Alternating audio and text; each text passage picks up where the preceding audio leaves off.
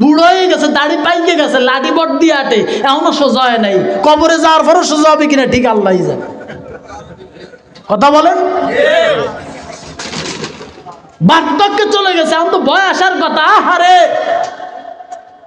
তিনটা ধাপ আল্লাহ দিছে। একটা হলো শিশুকাল, মার পেট থেকে পড়ার পরে এক হালাত ছিল, গেছে সেটা কাইটা। তারপরে আইছে যৌবনকাল, মাত্র 20 বছর 15 বছর 30 বছর পাইছি, সেই সময়টা তাও গেছে গা। এখন লাঠি ছাড়া চলতে পারি না। 10-20 জন লোক, আমি আমার মতো মানুষের কাছে কিছুই না, আজকে আমি লাঠি ছাড়া চলতে পারি না। তখন তো ভয় আসার কথা ছিল, আরে আমার ঠ্যাং তো কবরে চলে গেছে, এখন আমার সোজা হওয়ার দরকার। তখনও সোজা হয় না।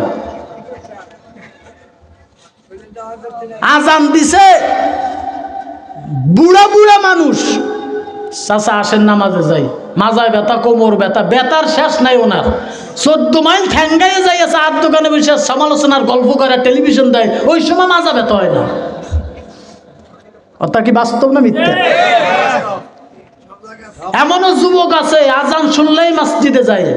ওই যুবক যদি নামাজ না পড়ে গান বাজনা করেই করে, কিছু করার আছে? আজকে ঢাকার থেকে আসার পরে আপনাদের ইলিশা ঘাটে যখন নামছি, দেখি এক টলার বইরা যুবক পোলাফান ড্যান্স দিতেছে, হোমানে কুফা ড্যান্স। ড্যান্সের ঠেলায় ফ্যামিলি গতিক ট্যাক্স, ফ্যামিলি গতি আরো বাড়ছে ওগোতে। রাগ হইতেছেন না? প্রেক্ষাপট দেখেন না, কিছু কিছু যুবক হুন্ডা চালায়, হুন্ডা চালায়, যেই দেখে যে সেমডিগো আড্ডাখানা, সেই নিজে জোরে টান দেয়, যৌবনের সময় ঠেলা দেয়। বাপের টাকার কেনা হুন্ডা, কামাই নাই, ইনকাম সোর্স নাই, বাপের টাকার তেল। আমি একদিন ফরিদপুর থেকে মাহফিল করে ঢাকা যাই, অটোতে বসে, কনকনে শীতের দিন। এখন আমার সামনে 2 যুবক বইছে, একজনের বয়স হয়তো 18-19 হবে, আর একজনের বয়স হয়তো 20 হবে, এরকম। তো 2 জনে বসে, একজনের খালি একটা শার্ট গায়ে দেওয়া, এখান থেকে সেন দেখায় গলায়, আর এই প্যান্ট এখান থেকে ছেঁড়া, এখান থেকে ছেঁড়া। এখন ঠিত্তিরি ঠাত্তর করে কাঁপতেছে, মানে ওই যে সেন, যদি তলে গেঞ্জি পুট জামা পড়তো তো সেনটা আর দেখাবে না, আমরা তো বুঝি তো কিছু। প্যান্ট একটা বসে, আমি জিজ্ঞেস করলাম, এই তোমার কি ভালো প্যান্ট নাই? বাইরে বেরোইছে একটা ছেঁড়া প্যান্ট। আর পাশেরটা আসে আর কয়, হুজুর এটা ছেঁড়া প্যান্ট না, বুঝছেন এটা স্টাইল।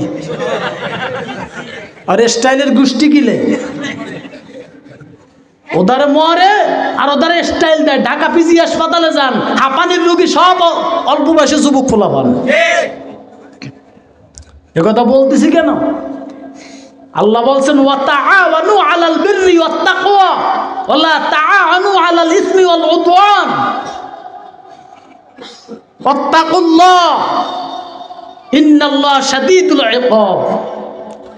আল্লাহ তাআলা বলছে, তোমরা নেকের কাজে একে অপরকে সাহায্য করো। অনেকে মনে মনে ভাবতেছে, হুজুর আপনার থাকা যাবে না, সুরমুর বন্ধ হয়ে গেছে। আরে মিয়া, সুরের বয়ান শুই না ফায়দা কি?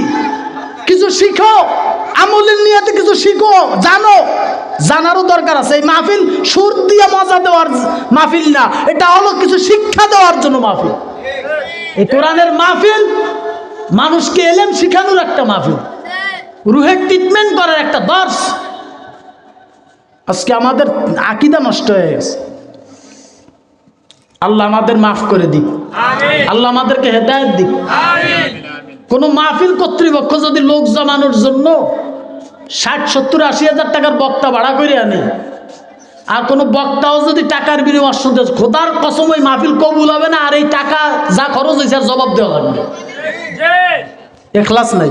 কথা বলেন, রাগ করছেন আমার কথা? তো ডিজে বাজাইতেছে আর ড্যান্স দিতেছে হোমানের, আর কি ড্যান্স ওরে বাবা। সন্তান, তুমি নিজে নামাজ পড়ো, রোজা রাখো, নিজে ইসলামের পথে চলো, বউ বিপর্দায় চলে, সন্তান উল্টা পাল্টা করে। আল্লাহ তো বলছেন, ইয়া আইয়ুহাল্লাযীনা আমানু কু আনফুসাকুম ওয়া আহলিকুম নারা, তুমিও জাহান্নাম থেকে বাঁচো, তোমার আহলকেও বাঁচাও। তুমিও নবীর সুন্নাত মানো, তুমিও আল্লাহর বিধান মানো, তোমার পরিবারকেও আল্লাহর বিধান মানার জন্য দাওয়াত দাও। কথা বলে, এই যে আমার বয়ান শেষ। ভাইরা আমার, আর 5টা মিনিট 10টা মিনিট সময় নিব ভাই।